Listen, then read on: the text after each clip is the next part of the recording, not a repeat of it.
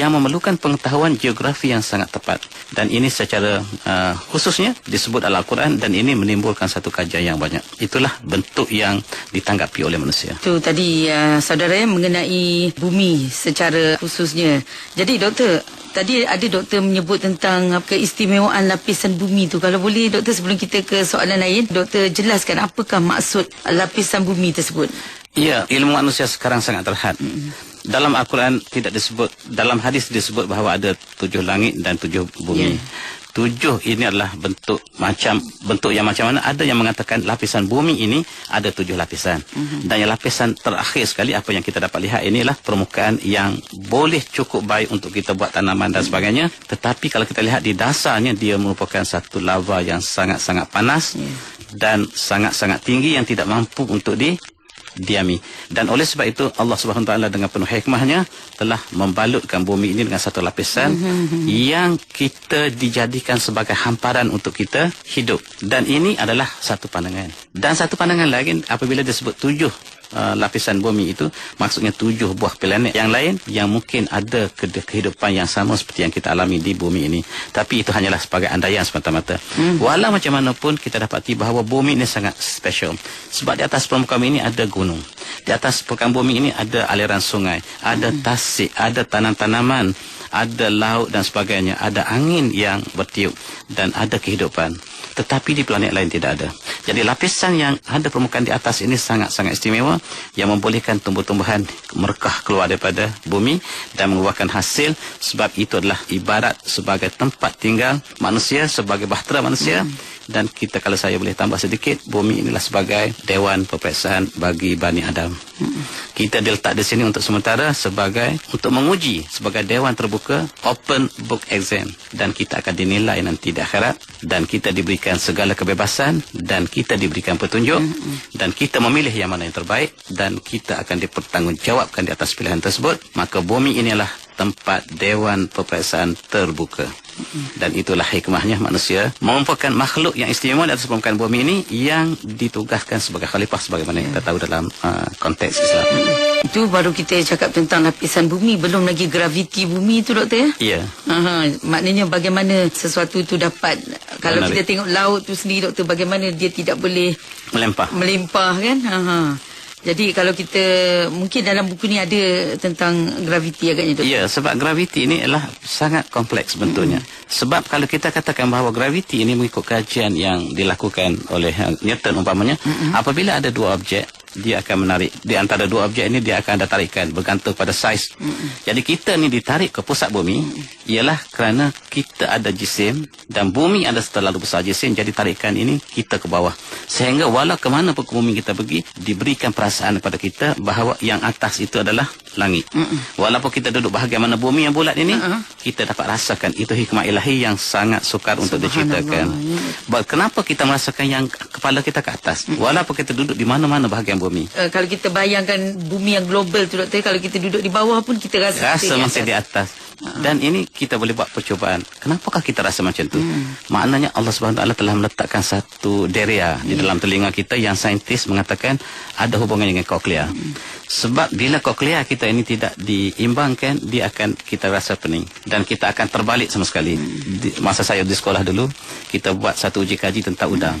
Udang ini kita tukar struktur koklea dia dengan kaedah tertentu, dan kita lepaskan dalam tangki, dia berenang terbalik. Kepalanya ke bawah dan dia akan melentang.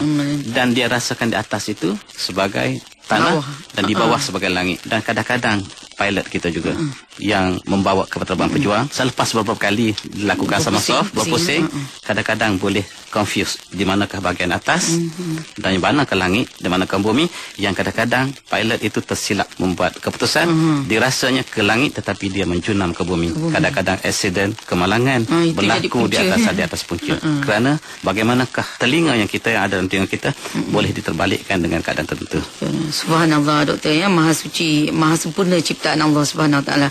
Baiklah doktor, kita terus kepada soalan kita mengenai tentang buku karangan Dr. Zahlul Al-Najjar ini yang bertajuk As-Sama' fil Quran, doktor ya. Dalam teknologi satelit hari ini, tentulah manusia mempunyai pengetahuan yang lebih baik ya doktor daripada manusia silam. Ya, jadi apa komen doktor dalam hal ini? Ya, sebab kita perhatikan dulu kita terhad di atas permukaan bumi. Tetapi apabila Al-Quran mengatakan qul siru fil ard fayanzuru kaifa kana aqibatul ladzina min qablihim, dan umat Islam sepatutnya menerokai, mengkaji. Tetapi sebagaimana yang kita sebut dalam siri yang lalu, bahawa yang menerajui teknologi ini adalah bukan orang Islam. Kita sebagai penonton. Tetapi oleh demikian, kita perhatikan teknologi ini telah membantu umat Islam untuk memahami bumi. Sebab bumi ini apabila kita naik ke atas, dia memberikan banyak maklumat. Dalam Al-Quran mengatakan, ya ma'syarul jinni wal ins, in istata'tum an tanfudhu min aqtaris samawati wal ard fanfudhu la tanfudhuna illa bisultan.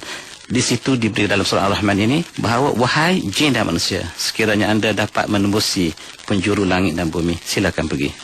Tetapi anda tidak boleh pergi kecuali dengan kekuasaan. Apakah manusia tidak boleh menembusi ke angkasa raya?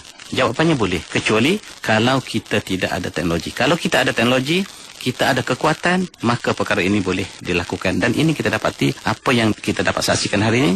Teknologi yang kita ada hari ini telah membawa manusia ke angkasa raya. Kita ada ISS dan sebagainya.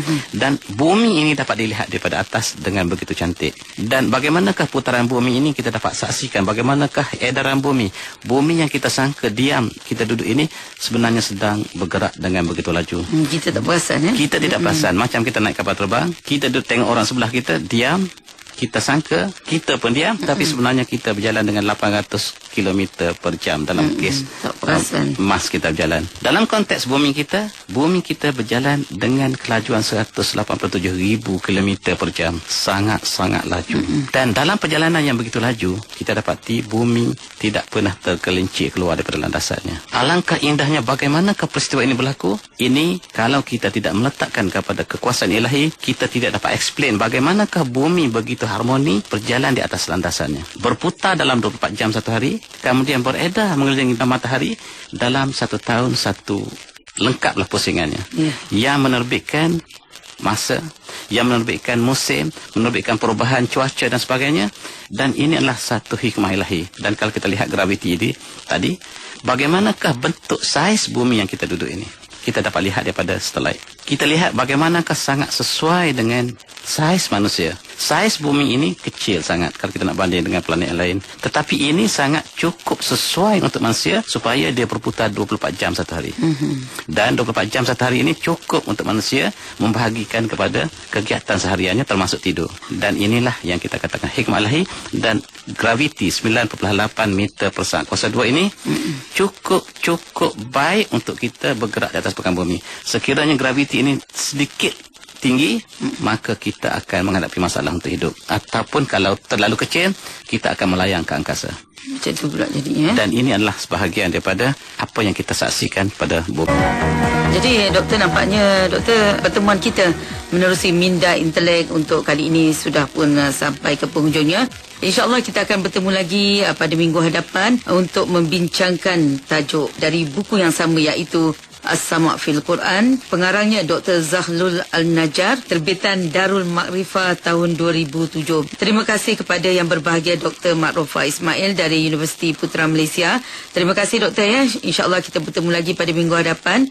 Oleh itu saudara, jadikan buku sebagai teman, membaca sebagai budaya hidup. Sekian salam ukhwah daripada saya, Nur Azlin Muhammad. Assalamualaikum warahmatullahi wabarakatuh.